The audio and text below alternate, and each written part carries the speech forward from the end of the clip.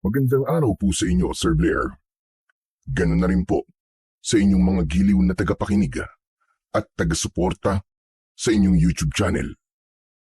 Tawagin niyo na lamang po ako sa pangalan na Lucio. Ako po ay may asawa na at siya po ay si Luisa. Meron po kaming isang anak at ang palayaw niya ay Bentot. Ang kwento pong aking ibabahagi ay nangyari taong 1993. Panahong ako ay 45 pa lamang. Ang aking asawa noon ay edad 37 at ang aking anak ay edad 12. Hindi po namin makakalimutan ang bagay na nangyari nang kami ay naninirahan pa lamang sa isang baryo sa Mindanao. Dito po nasubok ang aming pamilya at baryo sa mga nilalang na halos ubusin na ang lahat ng bata na namumuhay lamang ng matiwasay sa aming baryo. At muli, ito po ang aming kwento. Mahal, nakahanda na mga dadalhin natin. Bentot anak, yung mga tubig at baon nating pagkain ha? Nakahanda na ba? Opo, Nay. Nakahanda na po lahat. Mabuti naman kung ganon. Bentot anak, nasan bang tatay mo? Nakahanda na ang lahat ng panlinis bakit hanggang ngayon? Wala pa rin siya. Nasa taas po, Nay. May kinakalikot po dun sa lumang kahon. Hay nako, yung mga kwintas na naman niyang inaatupag niya. Araw-araw na lang. Para namang mawawala sa kanyang mga yon pag di niya laging kinakalikot. Oh, narinig ko yun. Ano na naman ba yun, mahal? Parang ang init-init na naman yata ng ulo mo. Napakaaga pa lang ha. Sino ba namang hindi mag-iinit ang ulo, Aber? Araw-araw na lang. Tuwing umaga, nandun ka sa taas. Halos itabi mo pa nga sa higaan ng mga anting-anting mo. Ano ka ba naman, mahal? Yun na naman ang nakita mo. Alam mo naman, diba, na hindi pwedeng hindi madasalan ang mga anting-anting ko tuwing umaga. Aba, mawawala ng bisa ang mga yun. Alam mo naman yun, diba? Oo na, Lucio. Kahit naman na anong sabihin ko sa'yo, ay may palusot ka pa rin. O siya. Sige na, dalhin mo na lang yung pala at kalaykay at baka tanghaliin pa tayo sa paglilinis sa simbahan. Mahal naman, palagi na lang mainit ang ulo mo. Halika nga rito at yayakapin na lang kita. Alam ko nitong mga nakaraang araw pagod na pagod ka dahil sa sobrang pagod sa biyahe. Hay nako, Lucio ha. Tigilan mo ko at wala akong panahon sa lambing-lambing na yan. Oh, ano Bentot? Anong iningiti-ngiti mo dyan ha? Ang cute niyo po kasi tignan ni tatay na Ano namang cute na sinasabi mo? Paano naman po kasi, Nay? Para kang mainit na tubig tapos si tatay naman po ay yelo. Pilit na pinapakalma ang init ng ulo nyo. Hay nako, manang-mana ka talaga sa tatay mo. Ay, sige na nga, mauuna na ako. Magsama na lang kayong dalawa dyan. Nagtinginan at nagngitian na lamang kami ng aking anak at mabilis nang binitbit ang aming mga dadalhin. Sumunod kami kagad sa aking asawa na napakabilis maglakad. Papunta kami noon sa isang simbahan na inabandona sa baryong aming nalipatan. Parang wala kasing diwa ang aming baryo dahil nagmumukhang nakakatakot ang simbahan. Kaya naman, napagdesisyonan na lang naming mag-anak na mag-volunteer sa paglilinis. Hindi kami magpapabayad, basta na lamang namin yung lilinisin at hindi kami manghihingi ng anumang kapalit. Ano ba naman kayong dalawa? Para kayo naglalakad sa maliwanag na buwan at napakatagal ninyong makarating. Nay, kalma ka lang. Ikaw naman po kasi. Para ka pong paan ng dinosaur, ang laki-laki po ng mga akbang nyo Ang liit-liit ko lang po kaya hindi ko po kayang makasabay. Oo nga naman, mahal. Siyempre hihintayin ko si Bentot. Nahuhuli siya May bitbit pa siyang tubig. Hay nako, ewan ko sa inyo mag-ama. Dalian nyo na lamang dyan. Mag-uumpisa na tayo sa loob ng simbahan. Sinilip ko kanina. Parang pinabayaan na talaga. Ay, Diyos ko. Ano bang klaseng mga taong nakatira dito? At hindi nila pinapahalagaan ang tirahan ng Panginoong Diyos. Wala tayong magagawa. May mga tao talagang ganyan. Parang hindi talaga mahilig magsimba ang mga tao dito. Kaya naman, pinabayaan na talaga nila. Grabe nga, Nay, Tay. Halos mga damong gumagapang na lang po ang halos makikita nyo sa harap ng simbahan. Di kaya marami nang nakatirang ahas dyan? Wala naman siguro anak. Halos yung simbahan lang naman ang marumi dito. Pero yung paligid, parang nawawalisan pa naman. O siya. Tama na, Daldal. Mag-umpisa na tayo. Ikaw, anak, sumama ka sa akin. Doon tayo sa loob mag-uumpisa. At ang tatay mo na ang bahala dyan sa labas. Sige po, Nay. Mahala, si Bentot baka mamaya makadali na makamandag na sa loob yan. Mag-iingat kayo. Tinignan na lamang ako ng asawa ko. Alam ko naman na may tampo pa rin siya sa akin dahil alam niya na tinalikuran ko na ang pagiging antingero ko tulad ng napagkasunduan namin nung kami ay kinasal. Ganun rin siya dahil galing siya sa pamilya ng mga albularyo. At tunay ngang tinalikuran niya na ito. Ngunit ako ay hindi pa rin. May bagay kasi sa loob ko na ayaw bitiwan ang aking kinalakihang gawain. Hindi ko alam, pero yun ang sinasabi ng aking puso. Na huwag kong bibitiwan ang bagay na yun. Nag-umpisa na ako sa aking mga gagawin sa labas ng simbahan. Inuna ko ang mga damong gumagapang na umakyat na sa pader. Ngunit napansin ko ang mga taong dadaan na tumitingin sa akin na masama, na parabang hindi nila gusto ang aming ginagawa, hanggang sa may isang matandang lalaki ang lumapit at bigla na lamang akong pinalo ng kanyang tungkod. Aray ko! Sandali lang ho. May nagawa po ba ako sa inyo? Anong ginawa mo? Alam mo ba na malas yan? Oh, ano bang malas? Dahil sa oras na luminis muli ang simbahang yan, may mga kakaibang aswang na naman ang sasalakay at kukuha ng mga bata. Hindi nyo alam ang mga ginagawa ninyo. Kung ayaw niyong pagtabuyan ng mga tao dito, tigilan nyo ang ginagawa ninyo. Aba, sandali lang po, Tatang. Paano po magiging malas ang linisin ng bahay ng Diyos? At ano po bang nilalang? Hindi na yan bahay ng Diyos. Demonyo na ang naninirahan sa simbahang yan. Mula nang mawala ang ilang bata sa baryong ito, ay tinigilan na namin ang pagpapaalaga sa simbahan na yan. Dahil demonyo na ang nagmamay-ari ng simbahang yan. Kaya itigil nyo ng ginagawa nyo. Hindi lamang kayo manganganib kapag nilinis nyo yan, kundi ang buong baryo. Ano ho bang sinasabi nyo? Kailan pa po naging bahay ng demonyo o simbahan? Kaya nga po namin ginagawa to para matuto tayong makipag-usap sa Diyos at manampalataya pag sakaling luminis na ang simbahang ito. Makikita nyo ang pagkakamaling ginawa ninyo. Makikita nyo! Mahal, ano ba nangyayari? May problema ba? Wala naman, mahal. Di ko kasi maintindihan ang mga pinagsasasabi nito ni Tatang eh. May pamilya ka pala. Pag-isipan mo mabuti, amang. May anak kayo at may asawa ka. Kapag pinagpatuloy niyo ang paglilinis ng simbahang ito, siguradong wala nang mabubuhay na bata sa baryong ito. Huwag naman ho kayo magsalita ng ganyan, Tatang. Dahil may batang nakakarinig. Matatakot po ang anak ko sa mga sinasabi niyo eh. Hindi ko kayo tinatakot dahil nagsasabi lamang ako ng totoo. Sinasabi ko lang ang bagay na pwedeng mangyari kung hindi kayo makikinig sa aking mga sinasabi. Mawalang galang na nga ho, Tatang. Wala pong masama kung lilinisin namin ito. At saka kung sinasabi niyo po na kapag nilinisan namin ang bahay ng Panginoon ay magkakaroon ng dilubyo, aba, nagkakamali ho kayo. Mahal. Sandali lang, Lucio. Kasi, Tatang, alam niyo ho bang kabastusan ang ginagawa ninyo? Hinayaan niyo po mga taga dito ang nag-iisang simbahan na ito. Saan po kayo nagdarasal sa bahay? Saan niyo kinakausap ang nasa itaas? Sa mga bahay din? Mali yata ang tanong ko. Nagagawa niyo po ba siyang pasalamatan? At humingi ng tawad sa mga kasalanan na ginagawa ninyo? Baka hindi niyo na rin po ginagawa yan.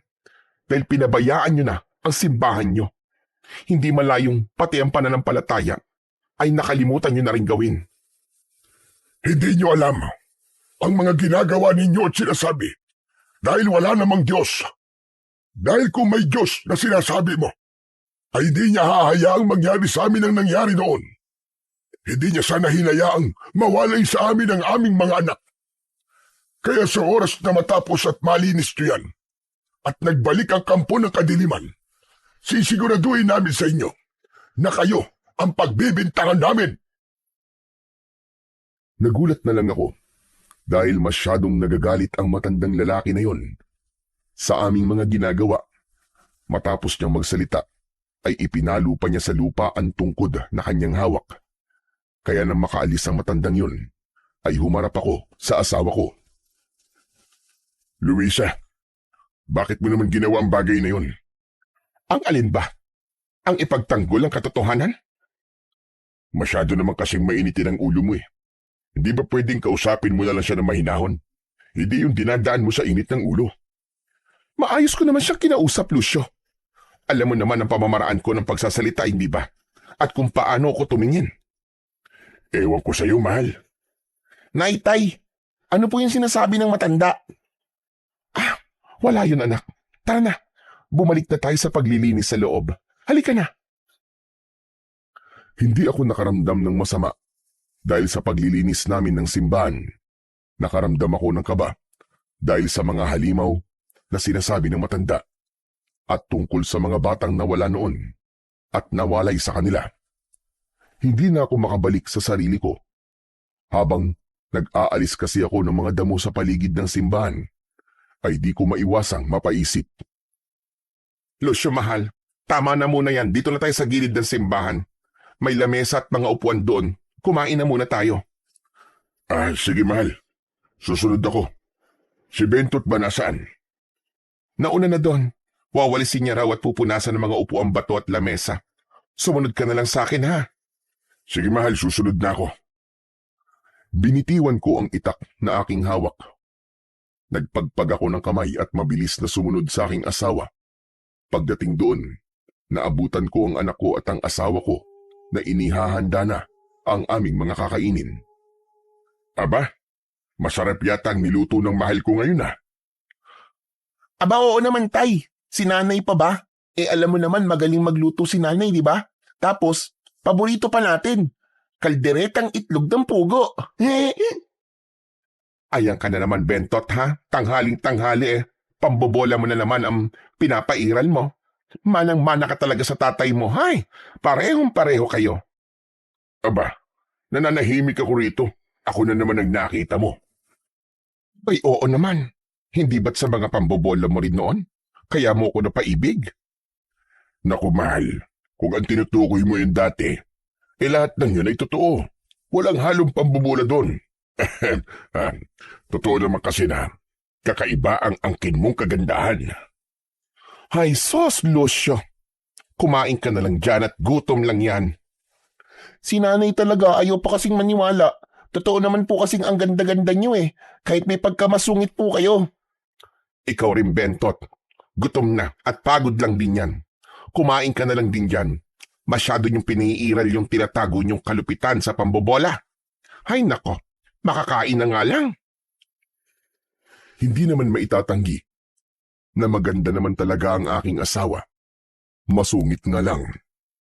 Makikita ko naman na kahit itinatanggi niya yun, ay ngumiti lang siya sa tuwing sinasabi ko ang bagay na yun. Matapos naming kumain at makapagpahinga, ay napagpasyahan naming magkakasama na lang kaming maglinis sa loob ng simbahan para mas mapabilis kami. Tay, tignan niyo. May mga sinunog po na Biblia dito. Aba, oo nga no. Bakit naman nila gagawin ang bagay na to? Masyado naman yata nilang binabasto sa mga salita ng Diyos. Nakita ko na rin yan kanina. Kaya, di mo ko masisisi. Bakit gano'n na lang ang sinabi ko sa matandang yun? Ewan ko ba? Unang tingin ko pa lang sa matandang yun Napakainit na kagad ng dugo ko sa kanya. Ay nako, tama ka. Ako kanina nga bigla na lamang akong pinalo ng tungkod. Pero grabe talaga. Kahit sino ay walang karapatan na gawin ito sa Biblia. Masyado nilang hinahamak ang Panginoong Diyos. Kaya hindi na rin nakakagulat kung may mga bagay na hindi ordinaryo ang nangyayari sa kanila rito. Kasi tulad niyan, sino bang pagpapalain kung binabastos nila ang Panginoong Diyos, hindi ba? Nay, sa dati po natin tirahan, sa baryong pinanggalingan po natin. Sabi sa amin ng pari doon, hindi raw maganda ang sirain at bastusin ang Biblia kasi raw po ibig sabihin lang daw nun, wala ka rin tiwala sa Panginoong Diyos. Tulad na lamang na sinabi ng matanda kanina. Abay wala raw Panginoong Diyos at demonyo raw ang tunay na naniniraan sa simbahan. Sobrang nasasayangan ako sa Biblia na to. Sige anak, ilagay mo na lang sa sako yan. Wala na tayong magagawa. Wala na mapapakinabangan sa mga yan. Sunog na ang lahat ng pahina. Alam niyo tay, nangihinayang po ako. Bakit nila gagawin to? Bakit hindi po sila naniniwala sa amang lumika? Wala naman tayong lahat sa mundo kung wala siya, di ba? Wala tayong magagawa anak. Iba-iba ang mga tao. May naniniwala at meron namang hindi. Tama ang tatay mo anak. Pero alam mo ba, na ang mga taong walang pananampalataya at hindi kinikilala ang may kapal ay siguradong hindi pagpapalain. Kaya sige na, para naman kahit papano mabawasan ang rumi na meron ng simbahang ito. Maglinis na tayo. Opo, Nay. Umiling na lamang ako habang nakatingin sa aking asawa na halata rin ang pagkadismaya dahil sa mga nakita. Lumapit ako sa kanya at hinawakan ang kanyang kamay. Sabay naman nun ang kanyang pagbuntong hininga. Upo ka na muna riyan, mahal, kung pagod ka na. Hindi naman ako pagod, mahal. Nangihinayang lang ako sa mga tao dito. Kung nakakaranas pala sila ng mga bagay na hindi ordinaryo, dapat sana mas lalo silang maniwala sa Panginoong Diyos. Hindi ba nila alam na pagsubok lang ang mga binibigay sa kanila? Pero imbis na manalig, hinayaan lamang nila na magkaganito itong simbahan. Hayaan mo na, mahal. Balang araw, malalaman din nila ang mga pagkakamali nila.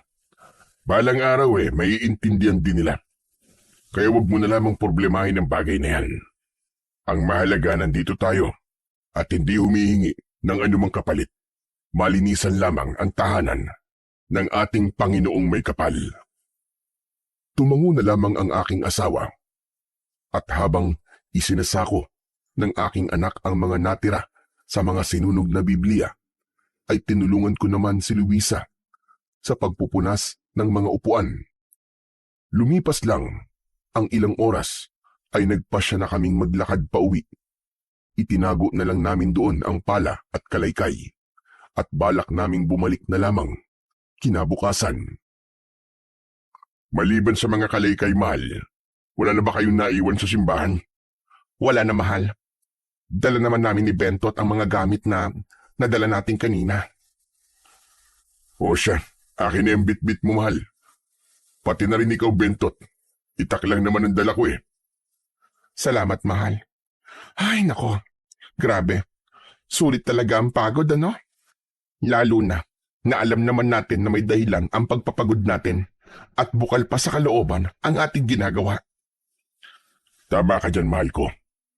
Sana balag araw magkatotoo mga sinabi ko kanina na sana maintindihan ng mga tao rito ang kanilang pagkakamali at wala namang mali sa ginagawa natin. Sana nga, Lucio. Pero sarado ang mga utak nila.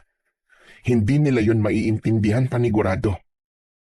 Hala, Nay, Tay, tignan niyo po May nagkakagulo po doon. May nagkukumpulan tapos may mga sumisigaw.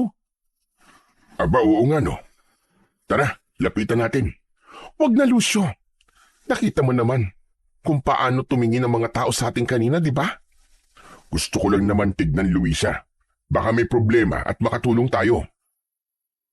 Hinawakan ko ang kamay ng aking mag-ina. Nilapitan namin ang mga nagsisigawan at nagkukumpulang mga tao.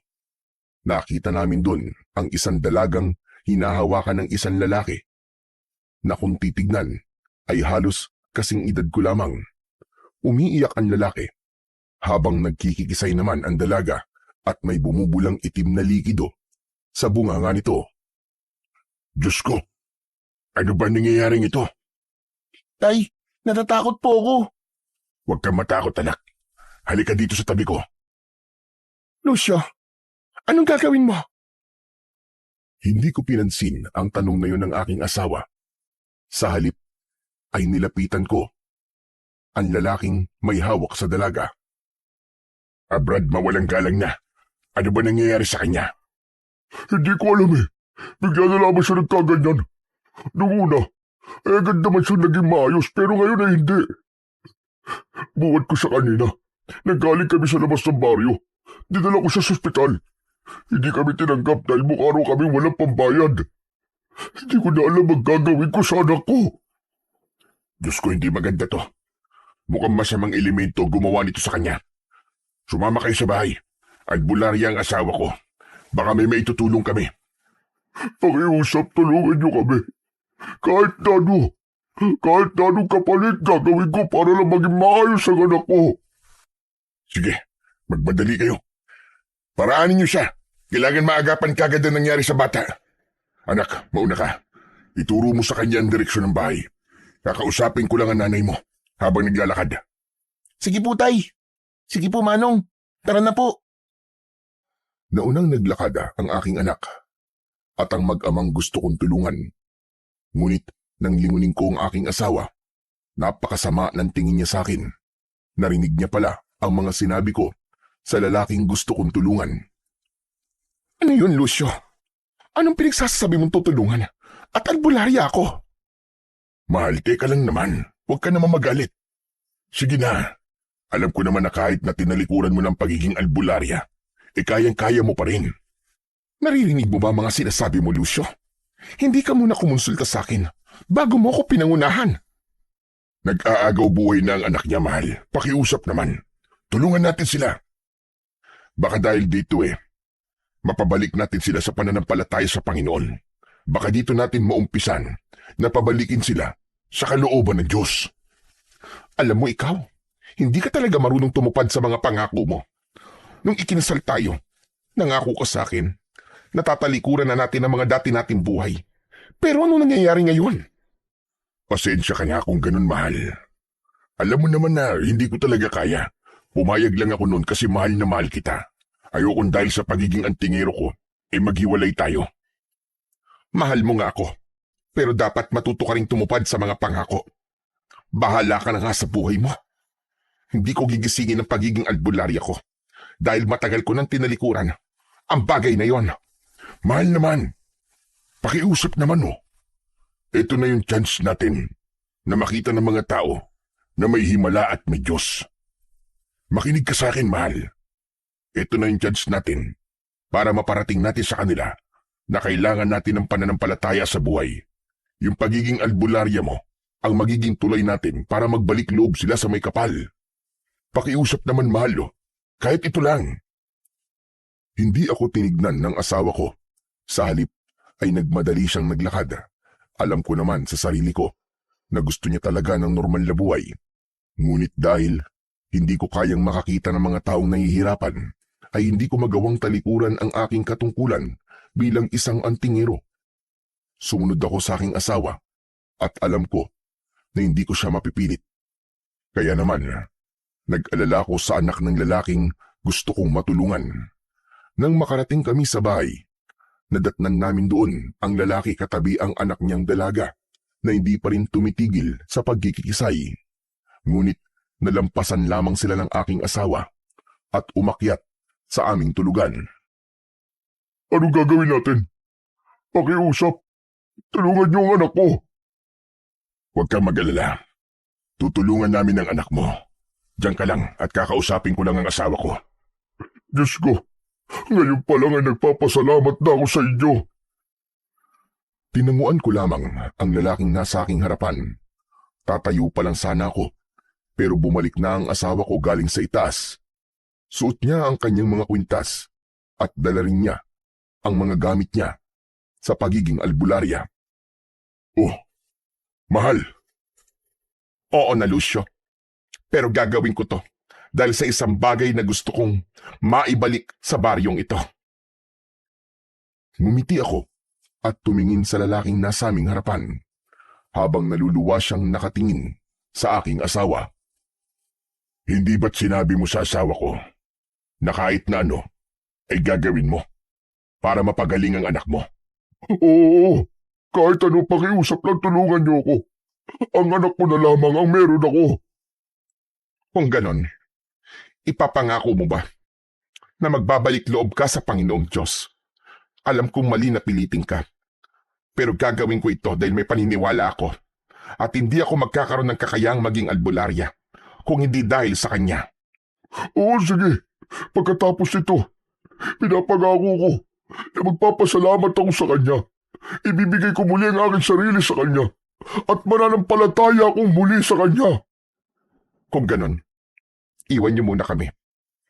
Kailangan kami lamang ang nandito at walang ibang taong nakakakita ng aking gagawin upang maging mas mabisa ang panggagamot ko sa Kanya.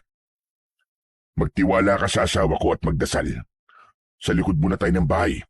Bentot anak, ipagtimpla mo kami ng kape at sumunod ka na lamang sa likod ng bahay natin. Opo, Tay. Lumabas kami ng bahay at pumunta sa likod. Doon ay pinaupo ko siya sa aming upuang mahaba. Tumabi ako sa kanya at napansin ko ang mga luhang pumapatak sa kanyang mga mata. Magiging ayos lang ang anak mo dahil kasalukuyan na siyang pinapagaling ng asawa ko. Pwede mo bang sabihin sa akin ang mga detalye bago siya naging ganun?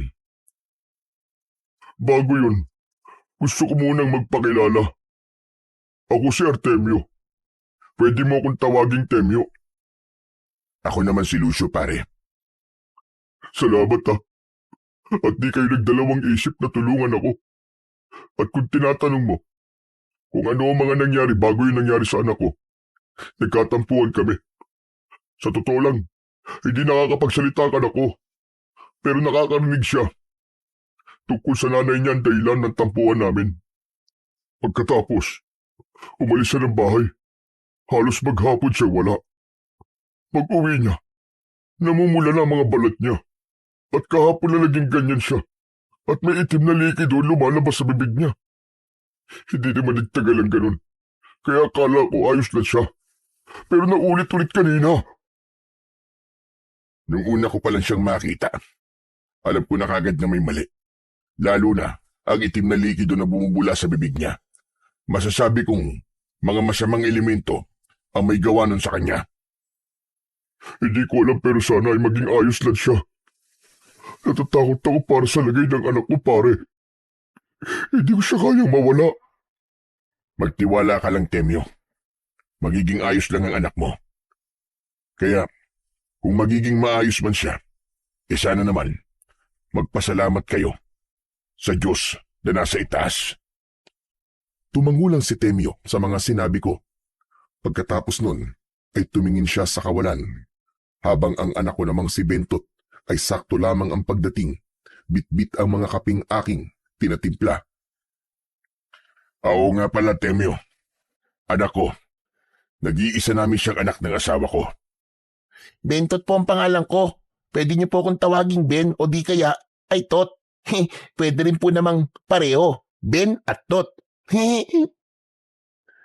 Grabe ang pamilya niyo. Halatang masigla at masiyahin.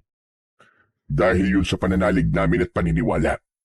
Kahit na anong pagsubok ang pagdaanan namin, nalalampasan namin sa tulong din ng Panginoong Diyos. Siguro nga, nasa tamang panahon na rin para magbalik loob kami.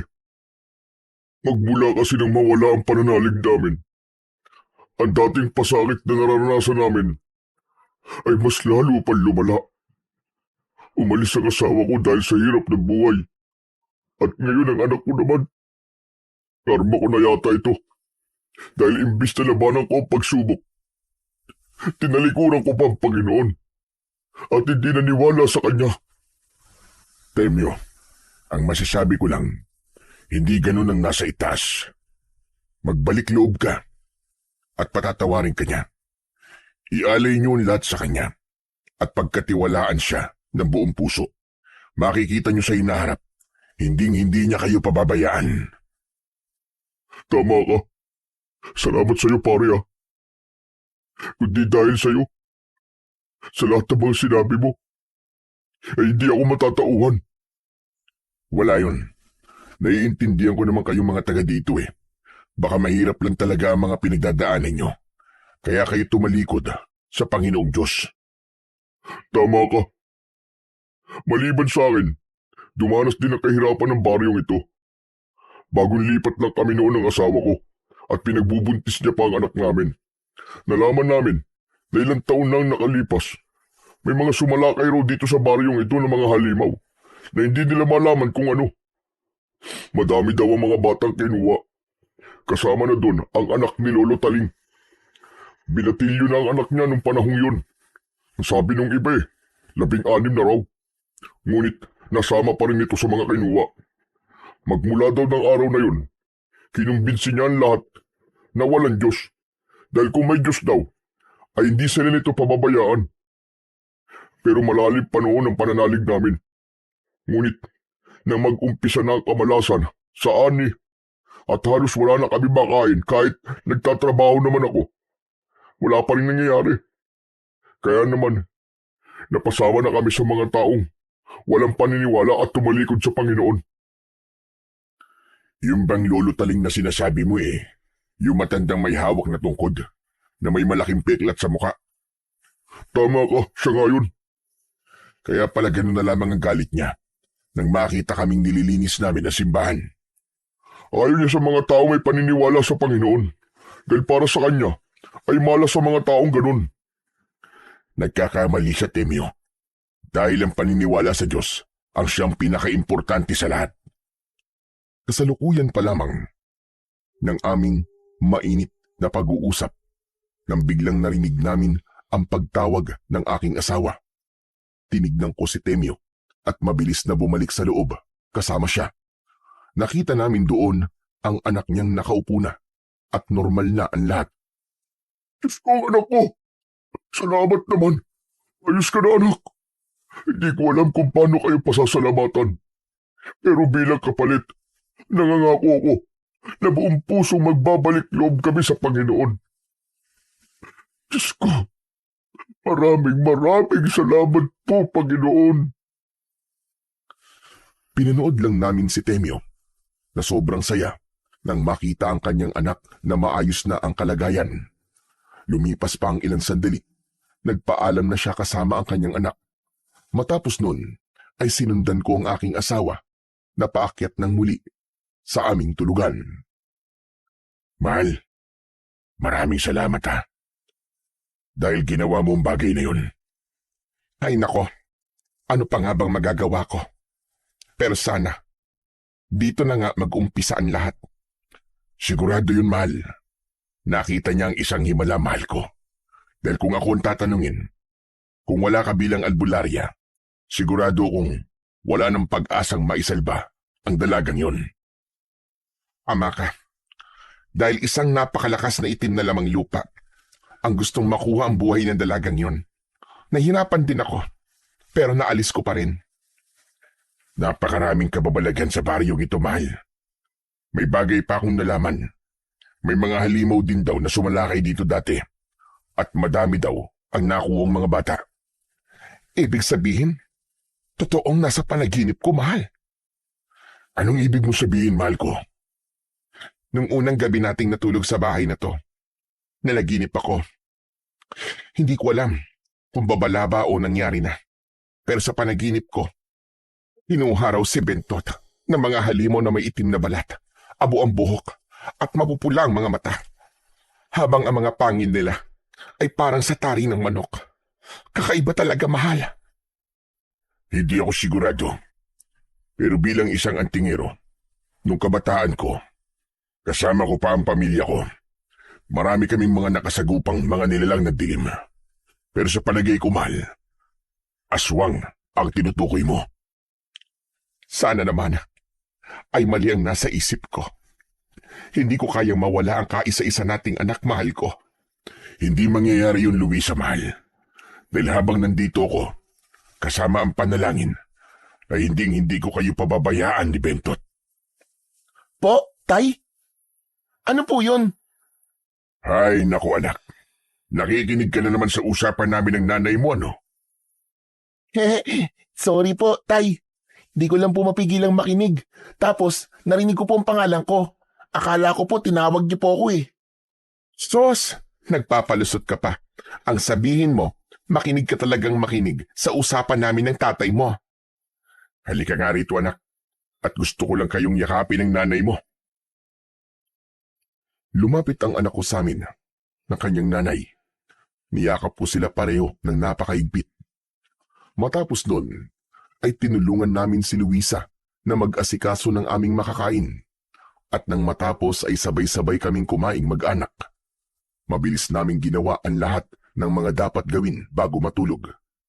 Mabilis naman na lumipas ang gabing yun sa amin. Tulad ng mga dumaan na araw, ay inilayan ko muna muli ng dasal ang aking mga anting-anting at kasama ko uli ang aking mag-ina na bumalik sa simbahan na aming lilinisin. Teka, bakit ganito? Di ba nilinisan na natin ang loob ng simbahan? Bakit may mga kalat-kalat na namang mga tuyong dahon? Tsaka Nay, para pong sinadya oh. Kung sino man ang gumawa nito, ay siguradong ayaw niyang malinisan ang simbahan. Pero hindi tayo papatalo. Ngayong araw, ay tatapusin natin ang paglilinis ng simbahan. Tama. Kung kailangan nating magbantay sa gabing ito, ay gagawin natin para malaman natin kung sino ang gumagawa nito. Kasama niyo kami. Tutulong kami ng anak ko. Aba pare, nandiyan ka pala. Magandang umaga sa inyo ng anak mo. Magandang umaga din pare. Bago ko makalimutan, ang pangalan ng aking anak ay Sandra. Kinagagalak ka naming makilala, Sandra. Ganon din po ako, Ate Sandra. Pasensya na kayo kung ngiti lang ang maitutugon ng anak ko. Tulad ng sinabi ko sa iyo kahapon, pre. Hindi naman nakakapagsalita ang anak ko eh. Ayos lang yun, pare. Naiintindihan namin. O ano? Mag-umpisa na tayo. Hindi na naging mabigat sa amin ang araw na yon dahil sinamahan kami nila paring Temyo sa paglilinis ng simbahan.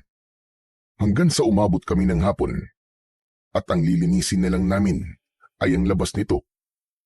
Hanggang sa napagdesisyonan ng asawa ko na kukuha na lamang siya ng gamit sa aming bahay at sa gilid na lamang ng simbahan kami magluluto at kakain para mabantayan namin kung sino man ang taong sinasadyang lagyan ng dumi ang aming nililinis. O mahal, magpapasama na lang ako dito sa dalaga ni Temyo at sa anak natin.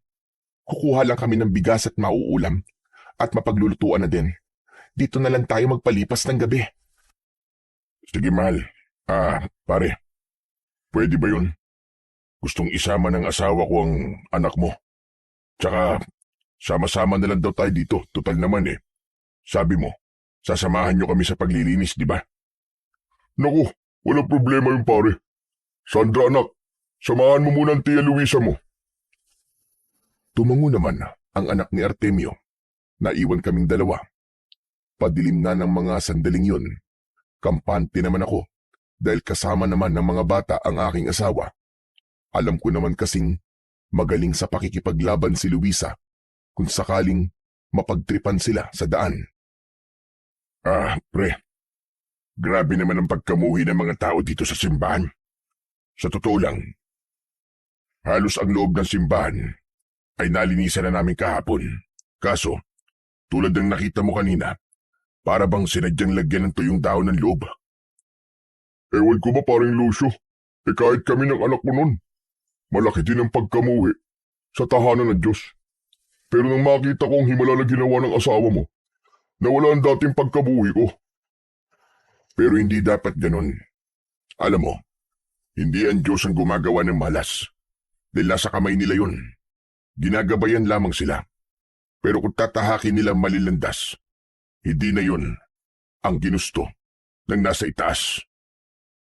Hayaan mo pare, darating din ang panahon na matatauhan ng mga tao rito sa pagkakamali nila.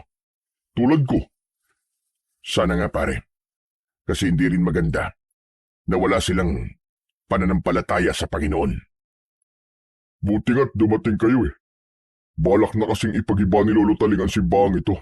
Pero sa palagay ko ay mauudlot yun. Kahit bago lamang kami sa baryong ito, ipaglalaban ko pa rin ang tama. Walang karapatan ng sinuman na bastusin ang tahanan ng Panginoon. Napalalim ang pag-uusap namin ng mga oras na yon. Hanggang ang matanda kahapong nakausap ko ay nakita namin sa harap ng simbahan at napakasama ng tingin niya sa amin.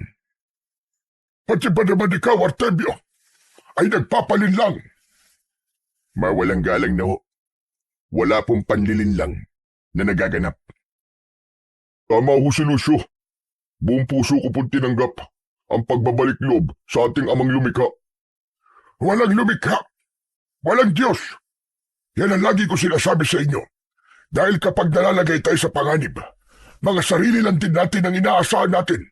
Hindi naman tayo natutulungan ng Diyos na sinasabi ninyo. Nagkakamali ho kayo. Binibigyan tayo ng pagsubok ng Panginoon. At alam niya, nakakayanin natin yon. Pinatatatag niya lamang tayo. Pero iba ang ginawa ninyo. Imbis na tanggapin niyo siya ng buong puso, anong ginawa niyo? Tinalikuran niyo siya at idinamay niyo pa ang lahat ng tao sa baryong ito. Wala kang alam! Wala kang alam! Hindi mo alam ang mga nadanasan ng baryong ito. Kaya huwag kang magsalita na parang alam mo lahat. Siguro tama nga kayo na wala akong alam sa mga nangyari sa baryong ito. Pero isa lang ho ang nasisigurado ko. Na mali kayo ng piniling paniwalaan. Lolo Taling, pag-isipan niyo ho ng mabuti. Mag-umpisa na po kayo magbalik loob sa Panginoon. Dahil napatunayan ko po na merong Diyos. Ang anak ko po na nag-aagaw buhay. Nagawa po nilang pagalingin at maayos na ang lagay ngayon. Totoo po, maniwala kayo sa akin. Huwag kang magsalita ng kalokohan. Hindi totoo ang himala. Habang umiinit ang pag-uusap namin ng mga oras na yon, sabay-sabay kaming napalingon dahil narinig namin ang sigawan ng mga tao na natatakot at umiiyak. Nag-uumpisa na ang mga demonyo sa panggugulo sa baryong ito. At kayo ng pamilya mo may kasalanan kung bakit sila nagalit. Kasalanan mo! Wala akong oras sa paninisi nyo. Paring Temyo, ang mga anak natin. Tumango sa akin si Paring Temyo. Mabilis naman naming hinanap ang kinaroroonan ng aming mga pamilya. Bumungad sa amin ang isang tagpo na hindi ko lubos maisip kung totoo dahil may mga nilalang na nagtatakbuhan at pumapasok sa mga bahay-bahay. Katulad sila ng mga nilalang na ikinuwento sa akin ng aking asawa na nakita niya sa kanyang panaginip. Diyos ko, ang mga ito, kakaiba ang mga nilalang na to. Sa tala ng buhay ko, ngayon lang ako nakakita ng mga tulad nila. Temyo, ang mga anak natin. Baka nga totoo ang mga sinasabi ni Lolo Taling. Baka nga pinarurusahan na tayo ng mga demonyo dahil sa ginawa natin. Hindi yung pare. Huwag kang mag-alala. Hindi pa mamayaan ng Diyos sa mga mahal natin sa buhay. Kaya magbadali ka. Kailangan natin silang mahanap. Pero bago yun, balikan muna natin ang lahat na magagamit natin sa data sa mga halimaw na to. Bumalik kami sa simbahan. Nadatnan namin doon ang matandang si Apong Taling. Nagkakalat ito ng mga tuyong dahon sa loob. Ngunit dahil wala na kaming oras para sawayin siya, ay umiling na lang ako at agad na kinuha ang pala na nakasandal sa pader. Habang si Paring Temyo naman ay ang itak kong nakatabi ang kinuha. Mabilis kaming tumakbo at bawat lalapit sa amin ay pinaghahampas namin ng aming mga hawak. Grabe! Ang lalakas nila, pare! Diyos ko! Ang anak ko! Inaalala ko rin na mag-ina ko, pare. Kaya magmadali tayo. Diyos ko, di ko mapapatawad ang sarili ko pag may nangyaring masama sa kanila. Lalo na't hinayaan ko na sila na maglakad nang hindi ako kasama. Huwag ka mag-isip ng ganyan, pare. Tulad na sinabi mo, ay di sila hahayaan ng Panginoong Diyos, diba? Magtiwala lang tayo sa Kanya. Nang makaalis kami sa mga napakaraming mga aswang, ay mabilis naming tinahak ang daan. Ngunit bumundol ang kaba ko nang makita ko ang asawa ko sa hindi kalayuan na nakahiga Kasama niya ang anak na dalaga ni Temyo. Ngunit wala roon ang aking anak na si Bentot. Luisa, mahal, gumising kayo. Mahal ko, gumising ka. Lucio, mahal. Ikaw ba yan? Oo, mahal ko. Ano nangyari sa inyo ni Sandra? Nasaan ang anak natin? Ang anak natin, Lucio. Ang anak natin. Kinuha siya ng mga halimaw. Hindi ko alam. Pero nawalan kami ng malay nang may isinaboy sila sa amin na itim na bagay. Patawarin mo ko, mahal ko. Hindi ko naprotektahan si Bentot. Hindi, mahal. Hindi napahamak si Bentot. Magtiwala ka. Babawiin natin ang anak natin. Pero pare, paano? Oras na, pare. Para bumalik ako sa pagiging antingero. Tutulong ako sa iyo, pare. Tutulong din ako, mahal ko. Hayaan mo kung tumulong pakiusap. Maganda na tayo. Sa oras na may mangyari sa anak ko, hihiram ang mga halimaw na yun ng mukha sa aso. Umuwi kami sa aming bahay. Kasama namin ang magtatay na sina Artemio at Sandra. Pagdating namin doon, agad kaming naghanda habang ang asawa ko naman ay wala pa ring tigil sa pag-iyak. Tama na yan, mahal. Mababawi din natin si Bentot. Pangako yan. Hindi ko alam, Lucio. Pero natatakot ako para sa anak natin. Hindi ko alam ang gagawin ko kapag napahamak siya. Mahal naman, huwag kang mag-isip ng ganyan. Kung nasan man si Bentot ngayon, hindi siya pababayaan ng Panginoong Diyos. Magdasal ka lang. Tutulungan niya tayo. Mababawi natin siya. Sigurado yun. Huwag kang mag-alala, Luisa. Hindi ko kayo iiwan ni paring Lucio. Nandito lang ako para makabawi ako sa inyo. Lalo na't ang anak niyo naman ang nasa panganib. Hindi ko kayo iiwan. Tutulungan ko kayo magdasal at sasama ako sa anumang plano ninyo. Salamat sa iyo, Temyo. Maraming salamat. Hindi pa man kami tuluyang nakapaganda. May mga tao na ang nagsisisigaw sa labas. May mga hawak silang kahoy na may apoy at pinamumulahan yun ni Apo Taling. Ano nangyayari? Teka nga, ano bang ibig sabihin nito, Apo Taling? Kung pinaniwalaan nyo lamang ako, hindi sila muling magbabalik sa baryo namin. Hindi sana mauulit ang mga nangyari doon. Kayong mag-asawa ang may kasalanan nito. Walang may gusto sa mga nangyayari ito. Pinalaan ko na kayo nung unang araw ng paglilinis ninyo, pero hindi pa rin kayo nakinig. Kaya kung akala mo ay wala kang kasalanan, nagkakamali ka. Kayo ang dapat nasisihin. Kayo lamang at wala ng iba pa. Tumigil ka na, tanda. Wala kaming kasalanan. Dahil ginawa lang namin kung ano ang tama. Biglaan lang ang pagdating o pagbabalik nila. Huwag niyo kaming sisihin. Mga kababaryo, tama mag-asawa, wala silang kasalanan. Ang gusto lamang nila ay magbalik loob tayo sa Panginoon at malinisan ang simbahan. Maganda mga gusto nila mangyari at walang dahilan para sila ang sisihin ninyo. Isa kang Patemyo, nagtaksil ka sa baryo. Nakita mo lang na gumaling ang anak mo. Naniwala ka na kagad sa kanila. Dahil sa mga ginagawa ninyo, nawala mga bata sa baryo nang dahil sa inyo. Kinuha sa mga tao dito ang kanilang mga anak. Nagsigawan ang mga tao at halatang sumasang-ayon sila sa sinabi ng matanda. Ngunit ramdam ko sa asawa ko ang inis at galit nito. Mawalang galang na ho sa inyo. Hindi lang sila ang kinuhanan ng anak. Dahil pati ang anak namin ay kasama sa mga kinuha. Kaya huwag kayong umarte na parang kayo lang ang biktima rito. Nangyari yan dahil sa kagagawa ninyo. Hindi mawawala ang anak ninyo kung hindi rin dahil sa inyong dalawa. Pigilan mo ko, Lucio. Papatulang ko na talaga ang matandang ito. Hindi lang ho kayo ang namumroblema. Tulad na sinabi ng asawa ko, kasama ang anak ko sa mga kinuha. Pero gagawa kami ng paraan para mabawi silang lahat. Paano? Paano nyo gagawin yon? Wala nga kayong nagawa para protektahan ang anak ninyo. Tapos nangangako kayo ngayon na mababawi sila. Sinong niloko nyo? Hindi ka talaga titigil, ha? Sandali lang at maghintay kayo dyan. Kami ang sinisisi nyo, ha? Luisa, sandali, anong gagawin mo? Luisa! Parang awa niyo na po, umalis na kayo. Tulad naman ng sinabi ko, kahit di niyo ako pagkatiwalaan, ay sisiguraduhin ko pong hindi ako titigil hanggat hindi na babawi ang mga bata. Umalis na kayo, pakiusap.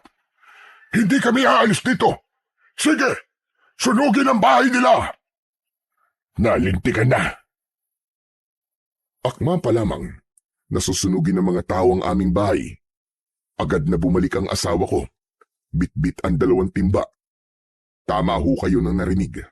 Dahil kahit siya lamang, ay kaya niyang magbuhat ng 2 malalaking timba na may lamang tubig. Mahal, kung ano man ang gagawin mo, ay huwag mo nang ituloy. Bitiwan mo ako, Lucio. Kung ayaw mong pati ikaw ay malintikan.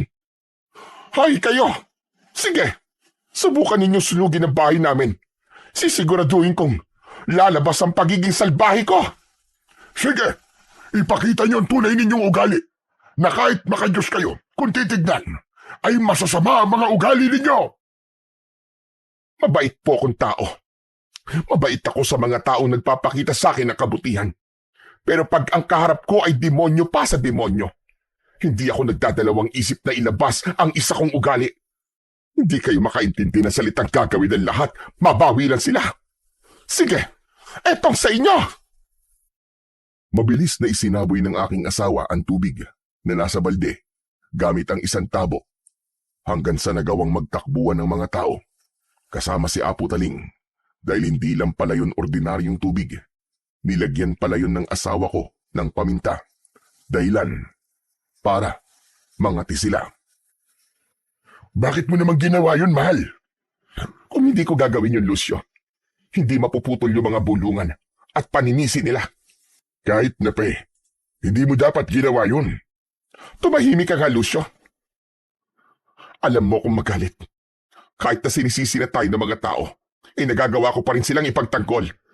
Sumobra naman yata ang kabaitan mo. Baka kunin ka na ni Lord niyan. Mahal naman Alam ko namang mali sila. Pero kasi, walang pero-pero. Maghanda ka na lang dyan. At hindi tayo titigil hanggat hindi mahahagilap ang mga hayop na demonyong kumuha kay Bentot at sa iba pang mga bata. Huwag mo na din ipilit yung mga gusto mong sabihin. Kilala mo akong magalit. Napilitan akong ngumiti dahil kahit malaki ang katawan ko sa asawa ko, hindi ko talaga gustong galitin siya. Kaya naman, nang umalis siya sa harapan namin ni Temyo, inumpisahan ko na ring orasyonan lahat ng aking anting-anting. Pare, nakakatakot pala magalit ang misis mo. Huwag ka maingay, pare. Di mo talaga gugustuhin galitin ang asawa ko. Mas matapang pa yun sa tigre. Halata naman Anong pinagbubulungan yung dalawa dyan, ha? Naku mahal, wala. Oo nga pala. Tapos ko na palang orasyonan ang mga anting-anting ko. Mabuti naman. Oh, ayan na mga gamit mo. Ibinagsak ng aking asawa ang isang maruming tela. Pagbagsak nun ay narinig ko ang iba't ibang uri ng tunog. Kaya napatingin ako sa kanya. Mahal, hindi ba iniwan ko to sa dati nating bahay? Wala naman akong magagawa Kahit nun pa, ramdam ko na ayaw mo talaga bitiwan ang pagiging antingero mo. Kaya naman, isinama ko na yan sa paglipat dito. At ayan, tama palang ginawa ko. Ngayon, magagamit natin ang pagiging antingero mo. Salamat, mahal. Naku, hindi na tayo mahihirapan ito at may magagamit na tayo. Salamat talaga, ha? Huwag mo akong tignan ng ganyan, Lucio. At hindi ko nagugustuhan. Mahal naman, nagpapasalamat lang naman ako At saka, malaking tulong talaga sa atin ito. Oo nga pala, pare. Hindi ba pwedeng kung sasama ako sa inyo dito na lang maiwan sa bahay niyo ang anak ko? Oo naman pare, walang problema yun. Sige Sandra, doon ka sa kwarto ng anak ko. Mas siguradong ligtas ka doon. Hindi namin ikakandado ang kwarto. Pero sa loob, siguraduhin mong nakakandado, ha? Tumango naman ang dalaga at hinatid na siya ron ng aking asawa. Iniwanan niya rin yun nang makakain. Kaya naman nag-asikaso na kami. Kumuha ako ng isang malaking bag para doon ilagay ang aming mga kagamitan, habang ang mga anting-anting ko naman ay aking isinuot. Binigyan ko rin si Temyo at ang aking asawa para madagdagan ang kanilang proteksyon. Ang tanong na lang ngayon, saan natin hahanapin ang mga lintik na yon? Paano natin sila maililigtas kung wala tayong alam kung nasaan sila? Meron ako pare. Ano ka mo? Paanong meron? Nang minsan magkwento si Lolo Taling na pinaniniwala niya kami na walang Diyos, na sabi niya na nasa paanan daw ng bundok niya nakita ang mga halimaw na lumabas. Pwede natin subukan puntahan doon. Alam mo ba ang daan papunta doon? Oo, medyo may pagkamalayo siya dito sa baryo, pero minsan na kami dumaan doon, kaya alam ko. Pero ano pare? nakakatakot kasi doon eh. Pag dumaraan ka, alam niyo ba yung pakiramdam na parang may mga matang nakatingin? Ganun. Kaya pag dumadaan kami doon, talaga namang nangingilabot kami. Kung ganun, doon tayo magpupunta. Sige, maglakad na tayo. Ngunit bago pa kami naglakad, ay nagbigay muna kami ng isang habilin sa anak ni Temyo na huwag siyang lalabas doon. At nagpatuloy na kaming tatlo. Habang naglalakad kami, ay may mga nadadaanan pa kaming mga tao. Tulad ng dati, ang mga tingin nila ay matatalim na para bang wala kaming ginagawang maayos. Hinayaan lang namin sila at nagpatuloy lang kami sa paglalakad hanggang sa nakarating na kami sa bungad ng kakauyan. Pare, dito ba talaga ang daan papuntang paanan ng bundok? Oo, dito kami pumapasok pag kukuha kami ng mga tuyong kahoy. Tapos dadaan na kami sa malapit sa paanan ng bundok. Hindi maganda ang pakiramdam ko, mahal. Parang may nagsasabi sa akin na delikado rito. Pero kung hindi natin gagawin ito, malalagay sa panganib ang mga bata. Kasama na roon ang anak natin. Alam ko naman yon. Pero sakto na ba ang paghahanda natin? Hindi na dapat tayo mag-aksaya ng oras. Kailangan kumilos na kagad tayo. Dahil ayon sa mga nakita kong nilalang, hindi sila ordinaryo. Masasabi kong isang uri sila ng aswang. Pero alam niyo ba, yung parang kakaiba silang uri. May nabanggit sa akin ng lolo kong albularyo nung bata pa ako. Kinikwento niya sa akin ang bawat uri ng mga aswang, mahal. Kung titignan, isa sila sa mga kakaibang uri ng aswang. Agarban, mahal. Yun ang tawag sa kanila. Oo nga. Tama ka. Sila mga uri ng aswang na nanggaling sa dugo ng mga agaras at sinaunang gabunan. Teka, aswang? Hindi naman sila totoo? Nagkakamali ka, pare. Sa tagal ko naging antingero, iba't ibang uri na ng aswang. Ang mga nakasalamuha ko, may tik-tik, wakwak, at marami pang iba. Pero ang mga makakalaban natin ngayon, nanggaling sila sa pinakamalalakas na lahi ng aswang. Tama. Pasensya na kung naudlot ang paglalakad natin dahil sa kaduwagan ko. Tara na, maglakad na tayo uli. Grabe, parang natakot naman ako sa mga sinabi niyo. Mga aswang pala ang nilalang na umatake kanina. Pwede ka namang umatras, pare, kung natatakot ka. Kaya naman namin ng asawa ko, kahit kami lang dalawa. Naku, hindi pare. Takot lang ako pero wala naman akong sinabi na atras ako. Tara na, pare. Naglakad na kaming muli. Pagpasok pa lamang naming tatlo sa kakauyan, ibang bigat na agad ang aming naramdaman. Lalo na ang aking asawa dahil siguro sa pagiging albularya niya at kaalaman niya. Luisa, mahal ko, ayos ka lang ba? Bakit parang kanina ka pa hawak ng hawak sa dibdib mo? Ayos lang ako, mahal. Huwag ka mag-alala sa akin. Sadyang mabigat lang talaga ang nararamdaman ko habang papalapit na tayo sa paanan ng bundok. Gusto mo bang magpahinga muna ulit tayo? Ayoko, Lucio. Natatakot ako habang tumatagal. Nalalagay sa panganib ang mga bata at ang anak natin. Huwag ka mag-isip ng ganyan, mahal. Huwag kang mag-alala. magiging maayos lang ang lahat. Tulad ng sinabi ko kanina, makukuha at mababawi natin si Bentot at ang iba pang mga bata. Natatakot lang talaga ako para sa kanya. Habang patuloy pa rin kami sa paglalakad, may mga kaluskos kaming narinig. At habang pabilis ng pabilis ang aming lakad, siya naman paglakas ng kaluskos. Kaya naman sinabihan ko na si paring Temyo at ang aking asawa na ihanda nila ang mga hawak nilang sandata dahil pakiramdam ko, anumang oras ay may aatake sa amin. Diyos ko, gabayan niyo po kami, Panginoon.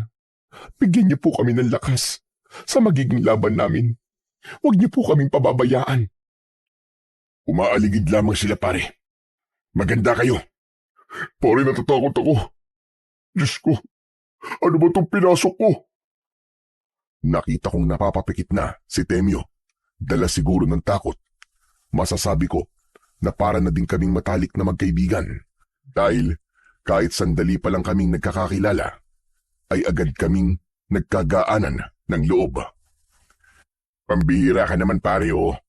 Parang hindi ka lalaki sa ginagawa mo, ah. Mas nauna ka pang kumapit sa akin. Tignan mo ang asawa ko.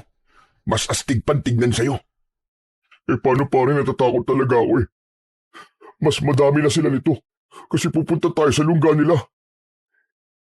Temyo, sinabi naman namin sa'yo kanina, kung gusto mong umatras ay pwede naman.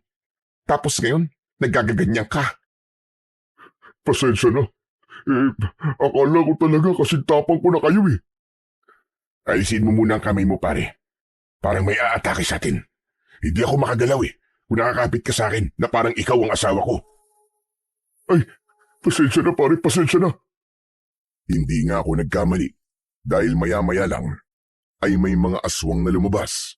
Nagpaikot-ikot sila sa amin habang si Temi naman ay hindi ko maintindihan dahil kanina lang ay magkasama naming nilabanan ang mga aswang na nadaanan namin. Ngunit ngayon, daig pa niya ang babae. Ang malala pa, nawalan siya ng malay habang kami naman ay nag-uumpisa ng makipaglaban. Tignan mo tong taong to. Hindi mo maintindihan kung lalaki ba talaga o bakla. Diyos ko, bakit ngayon pa? Mag-focus ka lang sa mga kalaban natin, mahal. Kailangan natin tapusin itong mga halimaw na to para mabilis din tayo makadating sa paanan ng bundok. Sa palagay ko, natunugan nila ang pagdating natin. Kaya hinaharangan tayo ngayon. Sa palagay ko, tama ka, mahal. Umalis kayo sa dadaanan namin! Mga demonyo kayo! Umalis kayo! Umatay na kayo, mga aswang kayo! Huwag niyong harangan ang daraanan namin! Halos wala namang nagawa ang mga aswang sa aming mag-asawa dahil magaling din sa pakikipaglaban ang asawa ko. Nang matapos naming mapatumba ang iilang aswang, ay nagsitakbuhan na rin ang iba. Yun nga lang, ang isa pa naming problema ay ang kasama naming si Temyo na wala pa ring malay. Ay, Diyos ko naman! Hindi ko alam kung mahihirapan ba tayo sa pakikipaglaban o dyan sa kaibigan mong yan eh. Napakamatatakutin. Parang hindi lalaki. Hindi ko naman alam na ganyan siya. Kasi kanina naman, kasama ko siyang pumatay ng iilang aswang. Bakit ganyan siya ngayon? Magpapabigat lang siya sa atin kapag ganyan siya.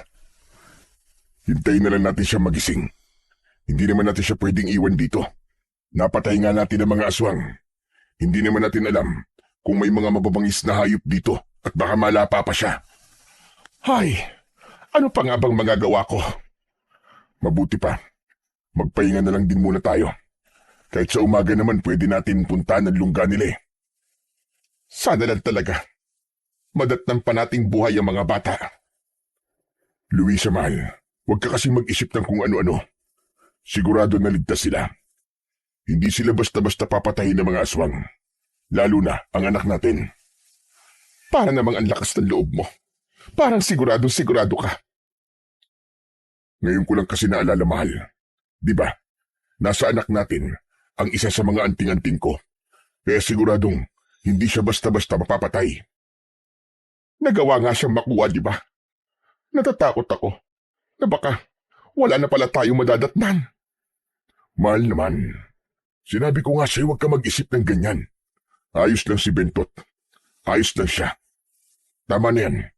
Magpahinga na lang muna tayo. Niyakap ko ang asawa ko. Naaawa rin kasi ako sa kanya dahil pagdating talaga sa anak namin ay natatakot siya dahil nag-iisa lang namin yung anak. Nagpahinga kami. Hinintay namin ang paggising ni Temyo. Nakatulog na lamang ang asawa ko sa aking balikat habang ako naman ay hindi makatulog dahil natatakot ako na baka anumang sandali ay balikan kami ng mga aswang na agarban. Aring Temyo? Aray! Aray ko, sakit ang likod ko. Paano hindi sasakit ang likod mo? Ang tagal mo nang nakahiga sa lupa. Ano ba nangyari? Teka, yung mga halimaw, nasa sila? Magtatanong ka pa. Kaya kita mo naman siguro. Napabagsak na namin silang lahat.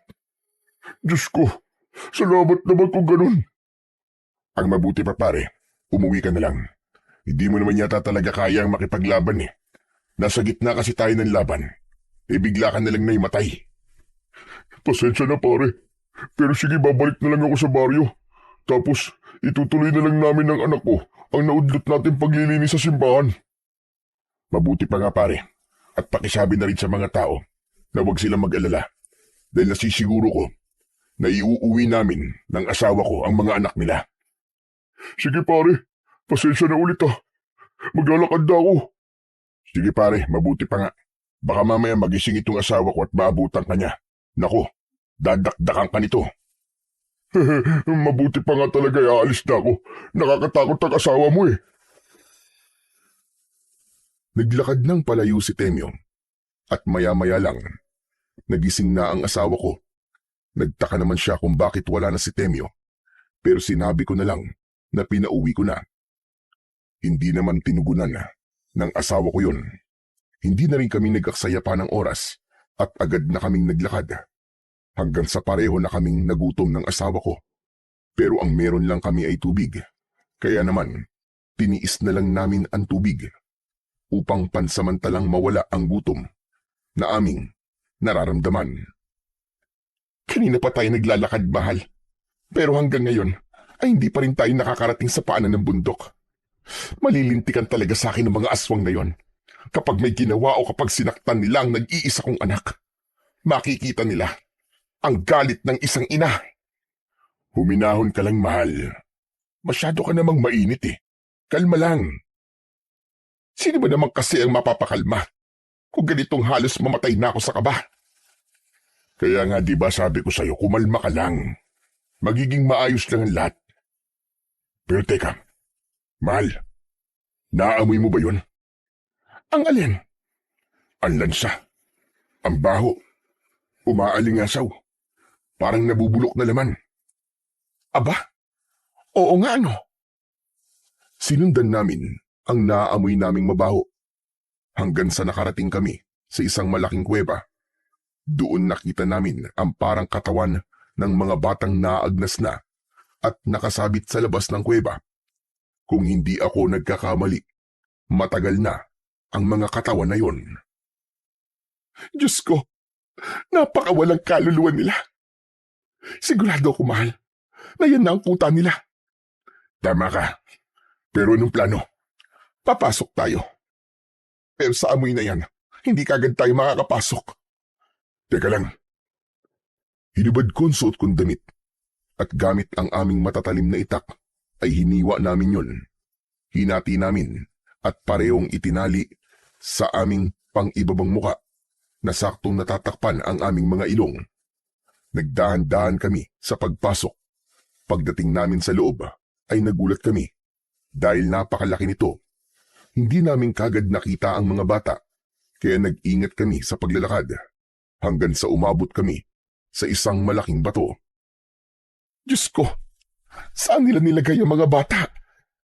Yan ang aalamin natin ngayon, mahal. Kahit may takip na ang ilong ko, napakabaho pa rin. Naaamoy ko pa rin ng bulok. Pambihira. Grabe naman ang ilong mo na yan, Luisa. Napakalakas ng pang-amoy mo. Anong magagawa ko? Hindi mo naman ako katulad eh. Laging barado ang ilong. Tama na. Nandito tayo para iligtas sa mga bata. Hindi para magtalo. Nauna ka eh. Tumahimik kami dahil sa narinig namin ang mga batang umiiyak. Para bang sinasaktan sila. Sinundan namin ang ingay hanggang sa nakita namin ang isang butas na parang pintuan, ngunit walang harang. Doon ako biglang kinabahan dahil hindi namin alam kung saan kami magtatago. Kaya bumalik kami kung saan kami nagkukubli kanina. Inintay namin na lumabas ang mga nilalang. At agad kaming pumasok.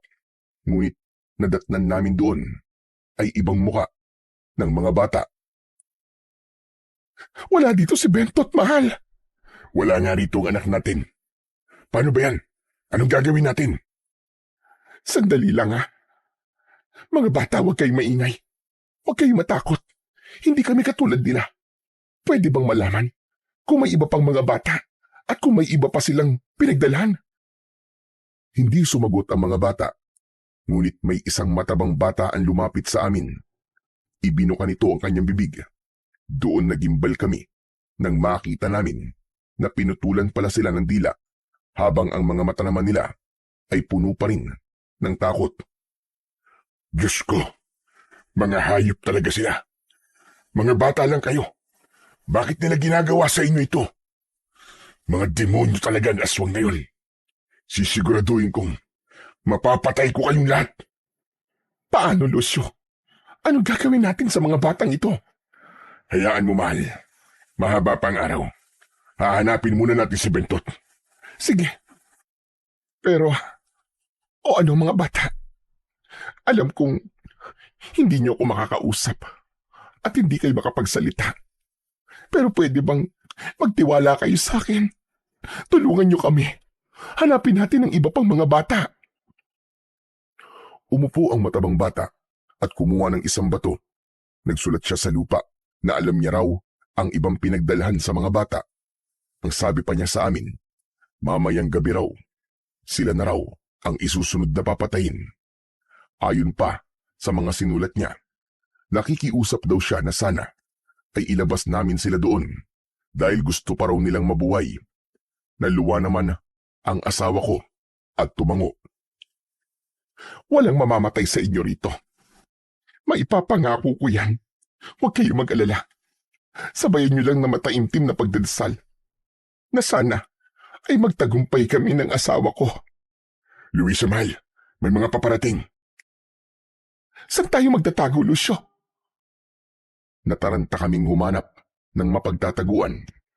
Ngunit pinangunahan ng bata.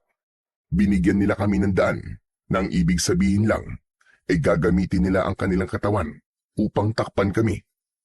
Hindi naman kami nagpatumpik-tumpik. Agad naming ginawa ang nais nilang mangyari at nang maitago kami ng mga bata ay may isang aswang na pumasok. Mas malaki ito sa mga nakalaban namin. Nakakatuwa naman kayong mga bata. Mukhang napakatahimik niyo yata ngayon. Parang tinanggap niyo na magiging kapalaran ninyo. Huwag kayo mag-alala. Magiging madali lang naman yun. Hindi naman magiging masakit. Hindi na pala kayo nakakapagsalita. Nakakapanghinayang naman. Parang kumakausap lang ako sa isang bato. Aba, sandali. May hindi pamilyar akong naamoy. May iba pa ba kayong kasama rito? Naalala ko nga pala. Napaka-imposibleng mangyari nun. Akala ko ay aalis na kagad ang aswang na yon. Ngunit nakita niya ang mga nakasulat sa lupa. Ano ito? Anong ibig sabihin ng mga lingwahe niyan? Sabihin niyo sa akin kung ano. Ay, oo nga pala. Nakalimutan ko. Hindi nga pala kayo nakakapagsalita. Nakakapanghinayang. Pero kung ano man yan, baka hindi naman importante. Bago nga pala ako umalis, at bago rin kayo mamatay lahat, gusto kong ibigay sa inyo ang pangalan na uli niyong matatandaan bago maputol ang inyong mga buhay. Ako si Arbas. Tandaan niyo ang pangalan na yan. At dapat hanggang sa uli niyong hininga. Tandang-tandaan niyo yan. Mag-ingay kayo! Mag-ingay! Hindi ako sanay sa katahimikan ninyo! Sa isang maliit na pwesto, nakikita namin ang itsura ng aswang na yun. Doon ay kumuha siya ng isang latigo at pinaghahataw yun sa mga bata, dahilan upang mag-umpisa silang mag-ingay. Grabe na ang awang nararamdaman namin ng asawa ko. At kung titignan sa mga mata ni Luisa, halata ko dito na galit na siya. Ayan, ganyan nga. Mag-ingay kayo. Umiyak kayo. Matapos lang ang ilang sandali, ay lumabas na siya nang tumatawa. Umalis na rin kami sa likod ng mga bata at kitang-kita namin sa kanila ang sakit na kanilang naramdaman sa bawat latay na kanilang natamo. Hayop na arbas na yon. Kapag nalaman ko talagang ginaganito niya rin ang anak ko, sisiguraduhin kong matalag niyang walang latay. Ayan ka na naman, mahal eh. Kumalma ka lang. Di ka makakatulong kung palagi nalang mainit ang ulo mo. Puro ka nalang hinahon. Kung ikaw, nagagawa mong huminahon habang maraming batang nasa panganib, ibahin mo ko, Lucio. Hindi ko na kayang tiisin ito. Ang sa akin lang naman, mahal. Huwag kang masyado magpapadala sa galit mo. Kailangan kumilos tayo ng may plano at tiyak. Hindi yung natataranta tayo. Ewan ko sa iyo, Lucio. Ang mabuti pa kumilos na tayo. Mahaba pang ang araw. Pero madali lang yon. Umaandar ang oras. Sige. O mga bata, babalikan namin kayo pangako. Kasama namin kayong lalabas sa impyernong lugar na ito. Bago pa man kami tuluyang lumabas sa silid na yon, ang matabang bata kanina ay niyakap ako. Naramdaman ko ang pagmamakaawa niya.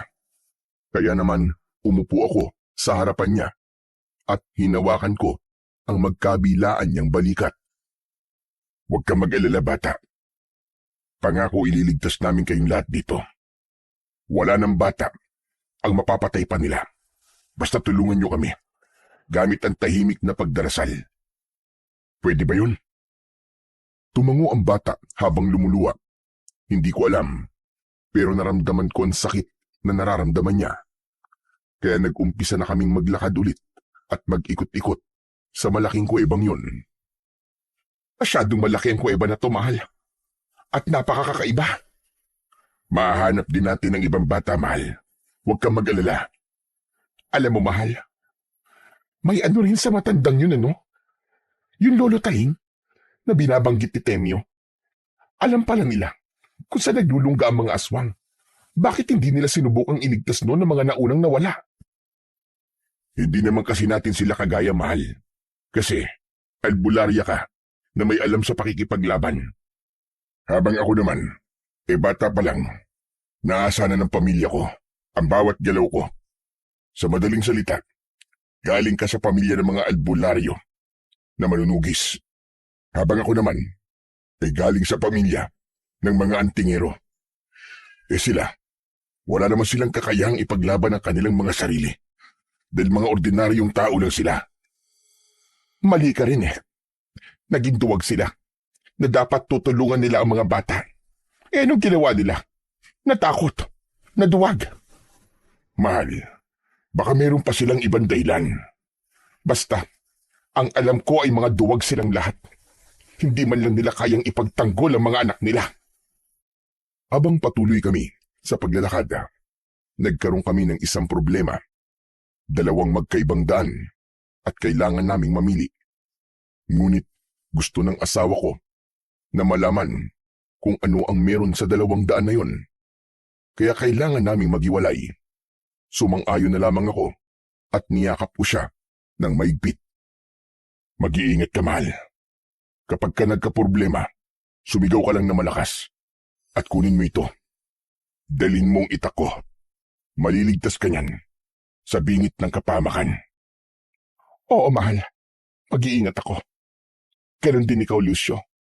Pumasok tayo dito ng buhay at lalabas tayo ng buhay kasama ang mga bata. Bago pa kami tuluyang maghiwalay ng daanan, ay hinalikan niya ako sa labi. Hindi ko man gusto na maghiwalay kami ng daanan, ngunit Alam ko rin na mas mapapadali kami kung sakaling magkaibang daan ang aming tatahakin. Habang naglalakad ako, ay wala naman akong kakaibang nadadaanan. Maliban sa isang silid na puno ng bata at may isang nilalang ang nakabantay roon.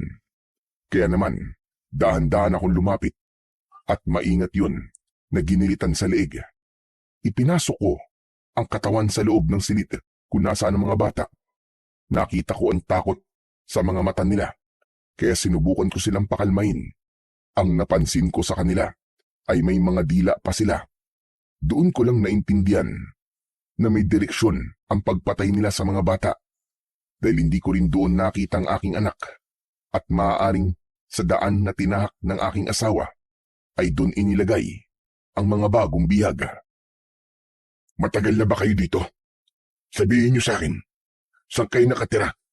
Sa baryong Imatawon ba? Umiling ang mga bata at isa sa kanila ay nagsalita. Doon ko napagtanto na iba't ibang baryo pala ang sinasalakay taon-taon at ginagawa nilang taniman ng mga bata ang baryo. Sasalakay sila tuwing may mga maaaning bata sa bawat baryo. Napasuntok ako sa lupa nang malaman ko na kagabi pala, habang kami ay masarap na namamahinga, ay may mga naunang bata na rin pala ang pinatay. Maya-maya pa ay narinig ko ang sigaw ng aking asawa. Kaya naman, mabilis kong pinasunod ang mga bata upang mailipat sila sa mga batang tinanggalan na ng dila at mapuntahan ang asawa kong malakas na sumisigaw. Dalian nyo! Tumakbo kayo na mabilis! Kailangan ako ng misis ko. Sigurado malilintikan ako nito pag di kagad ako nakarating. Habang tumatakbo kami, ay isang bata ang nadapa dahil hindi rin niya kayang tumakbo ng napakabilis dahil sa sugat niya sa binti. Kaya naman, walang pag-aalinlangan ko siyang binitbit. Habang sa lugar kung nasaan pala ang asawa ko, ay nakita niya na ang anak naming si Bentot. Ngunit nahuli siya ng mga aswang, kasama ang pinuno ng mga aswang na si Arbas. Hayop kayo! Subukan niyo lang lumapit sa akin. Sisiguraduhin kong gigilitan ko kayo sa leeg. Napakatapag mo naman. Magandang binibini. May aswang din palang marunong mambola. Sorry ka. Hindi ako pumapatol sa mga pangit. At hindi ako binibini. May asawa na ako. Huwag kang mainit sa pakikipaglaban. Huwag kang magmadali. Kung may asawa ka na, sayang naman. Gagawin pa naman sana kitang reyna. Siraulo ka ba? Anong reyna ang pinagsasabi mo? Reyna ng mga aswang? Pasensya na. Dahil reyna na ako kung ituring ng asawa ko. Kaya hindi ako interesado sa pagiging reyna na sinasabi mo. Ang sakit mo sa tenga. Kung ganun, edi magpasensyahan na lang tayo. Nakipaglaban ang asawa ko ng mga oras na yon, habang ang mga batang kasama ko ay iniwan ko sa silid kung saan namin nakita ang mga naunang bata.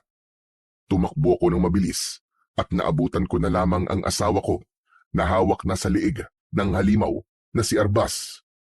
Ngunit napansin pala ko ng asawa ko, kaya naman umiling ito.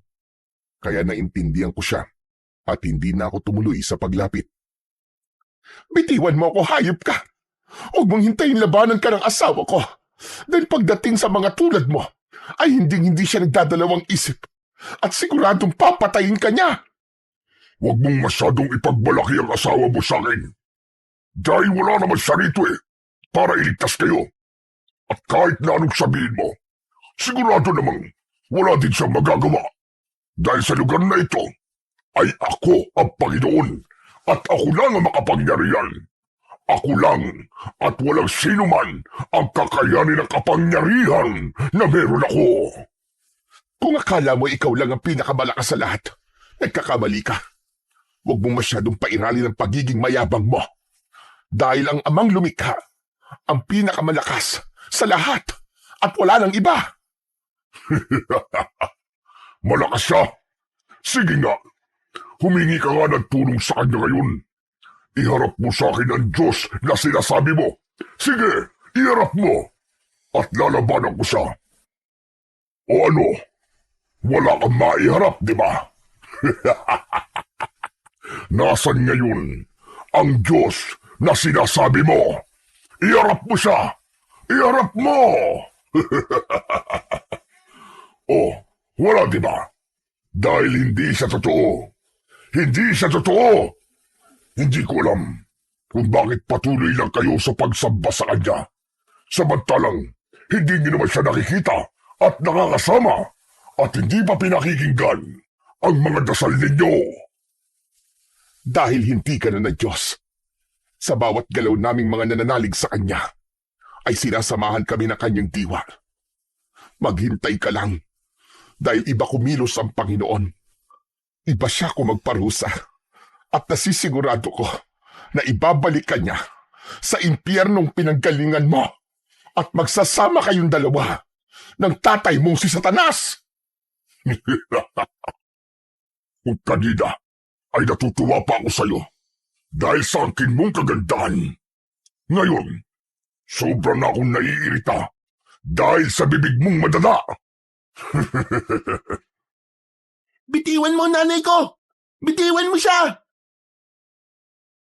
Nagulat ako sa ginawa ng aking anak dahil pinulot niya ang itak na nabitiwan ng kanyang ina at inihataw yon sa kamay ni Arbas na gamit niya sa pagsakal.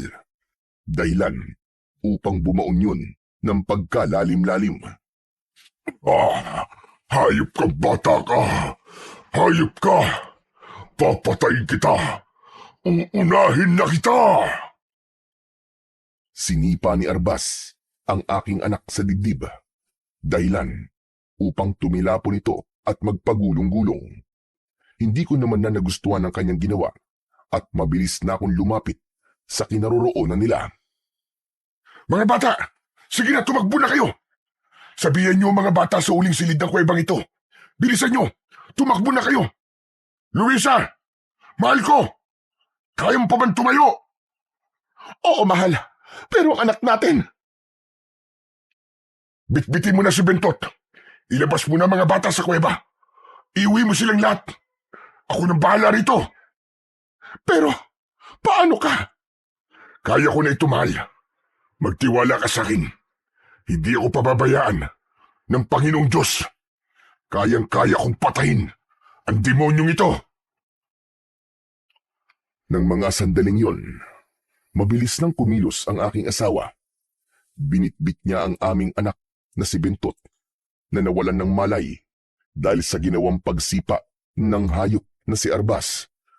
Kaya naman, pinulot ko ang itak na ginamit ng aking anak at tumayo ako sa harap ng aswang habang hawak-hawak ang kanyang kamay na nagdurugo dahil sa ginawang pag-atake ng aking anak. Ikaw pala ang sinasabi ng babaeng yun. Wala naman akong nakikitang espesyal sa iyo. Malaki lang ang katawan mo. Pero hindi ka pa rin uubra sa akin. Huwag kang masyadong mayabang, hayop ka. Dahil hindi mo pa ako nasusubukan. Makikita mo ngayon kung sino ang hinahamak mo. Matapang!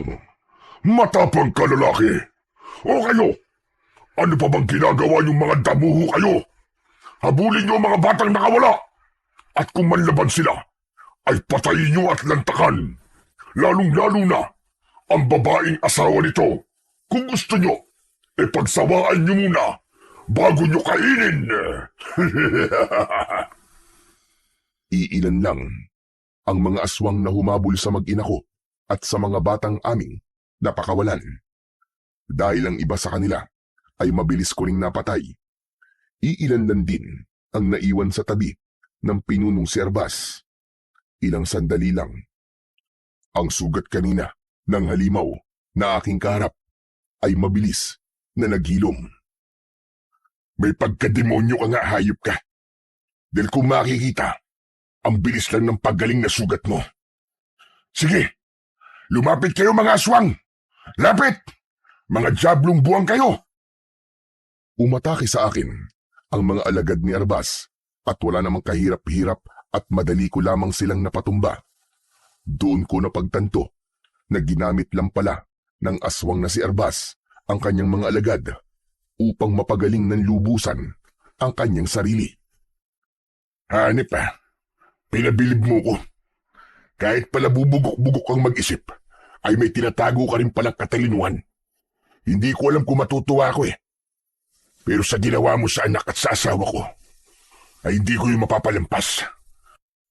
Kahit patanungin mo ko o hindi, ipapaalam ko pa rin sa'yo na hindi ko nagawang saktan o pagbuhatan ng kamay ang aking mag-ina. Tapos ikaw, sinakal at sinipa mo lang sila. Magbabayad kang hayop na aswang ka. Napakabuting asawa mo naman at tatay. Nakakaingit. Pero kung pagbabayarin mo ko, huwag mo kong patawanin, Gunggong. Dahil kung may mamamatay man dito sa kuwebang ito, ikaw yun at wala nang iba pa. Ako na ang unang umatake. Mabilis niya naman yung naiwasan, habang ako naman ay natamaan ng kanyang mga kalmot sa likuran. Dahilan upang mamilipit ako sa sakit. Hindi pa siya natuwa dahil pagharap ko ay mabilis niya akong sinipa sa sikmura. Dahilan upang tumilapon ako. O ano? Napakarami mong sinasabi kanina. Napakadaldal mo. Yung pala, wala ka naman palang ibubuga. Hanggang diyan ka na lang. Ngunit akala niya ay ganun-ganun lamang yun. At natalo niya na ako. Habang mabagal siyang lumalapit sa akin, ay mabilis akong umusal ng isang orasyon. Kaya nang akmang hahawakan niya na ang aking leeg, ay mabilis kong isinaksak ang isang itak sa kanyang leeg. Binitiwan ko yun at nanlaki naman ang kanyang mga mata dahil sa pagkabigla. Hindi na rin siya makapagsalita dahil sa lalim ng pagkakabaon ng itak sa kanyang leeg. Kung akala mo, ay palalampasin kong ginawa mo sa akin pinakamamahal na mag-ina. At wala akong maibubuga. Nagkakamali ka, Diablong Buang. Dahil gagawin ko ang lahat para sa kanila. Kaya ito, para sa ginawa mong pagkuha sa mga bata, kasama na ang anak ko! Isinaksak ko ang itak na aking hawak sa kanyang dibdib at pinagdiinan pa yun ng paulit-ulit. Dahilan ng pagbulwak ng itim na likido sa kanyang bibig. At ito naman, para sa ginawa mong pananakit sa aking mag-ina! Hayop ka! Binunot kong muli ang itak at malakas ko yung inihataw sa kanyang leeg. Dahilan upang maputol ang kanyang ulo. Bumulwak ang dugo sa leeg nito. Hayop ka, Diablong Buang ka! Maraming taong kang nagasik ng lagim. Marami kang batang pinahirapan at pinatay. Ngayon, bumalik ka na sa impyernong pinanggalingan mo. Iniwan ko ang katawan ni Arbas habang ang ulo naman niya ay binitbit ko. Lumabas ako sa kuweba at naabutan ko roon ng aking mag-ina at ang iba pang mga bata. Nakita ko rin ang ibang alagad ng pinunong si Arbas na wala ng buhay at nalaman kong ang mahal ko palang si Luisa ang siyang may gawa nun. Napatay niya ang humabol sa kanilang mga aswang. Ayos na. Tapos na, mahal ko. Tapos na ang matagal na paghihirap ng ating baryo. Magiging ligtas na ang mga bata. Payapa na ulit silang makakapaglaro. Hindi mapigilan ng mga bata ang magsaya. Kasama na doon ang aking anak na tumakbo pa sa akin at niyakap ako ng maigpit. Lumapit naman ang matabang batang kanina na tumulong sa amin. Kahit hindi na siya nakakapagsalita, ay alam kong labis-labis ang kanyang pagpapasalamat.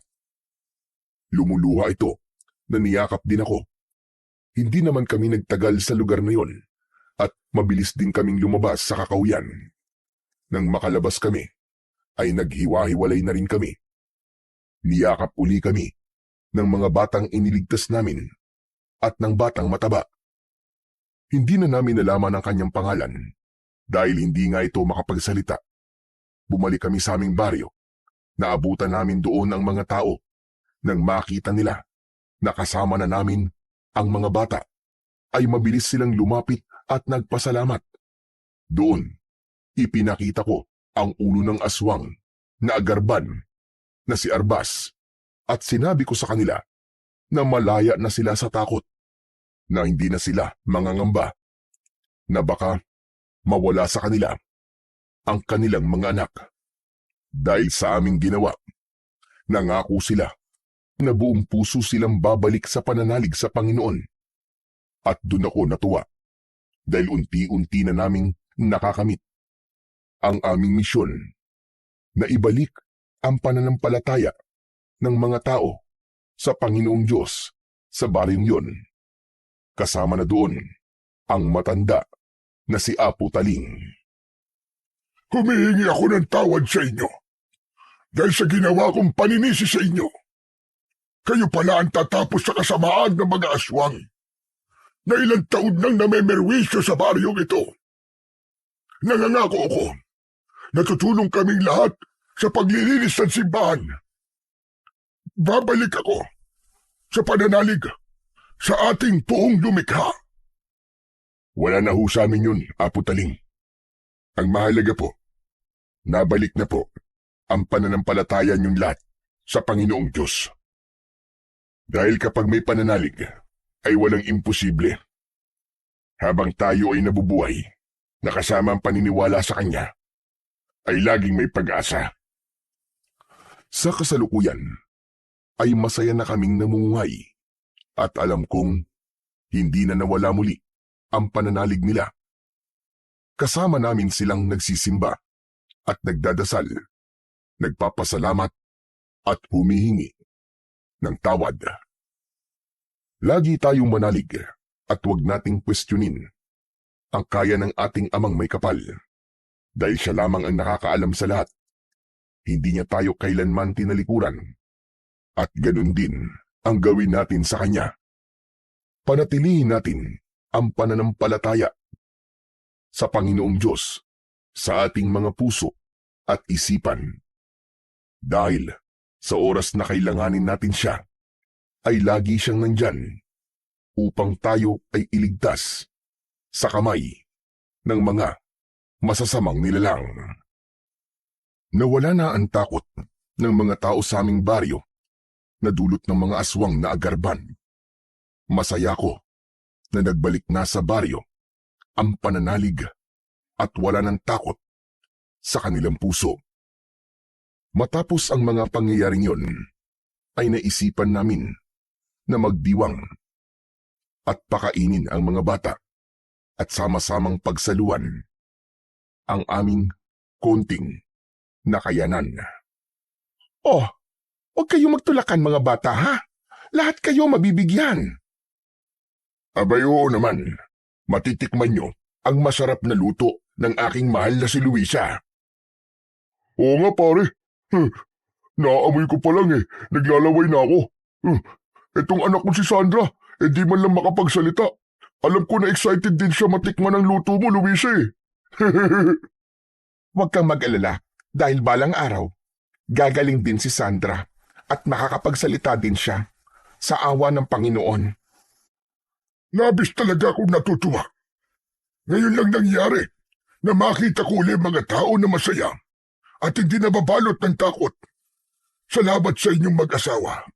Salamat din dahil pinatawad niyo ko sa mga maling nagawa ko at maling paniniwala ko. Nako, wala po yun, Lolo Taling. Ayos na po yun.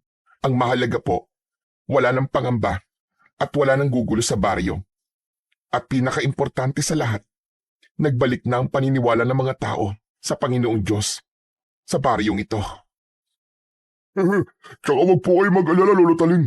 Kung sakali magkakaroon uli ng aswang dito, nandito ako, lalabanan ko sila.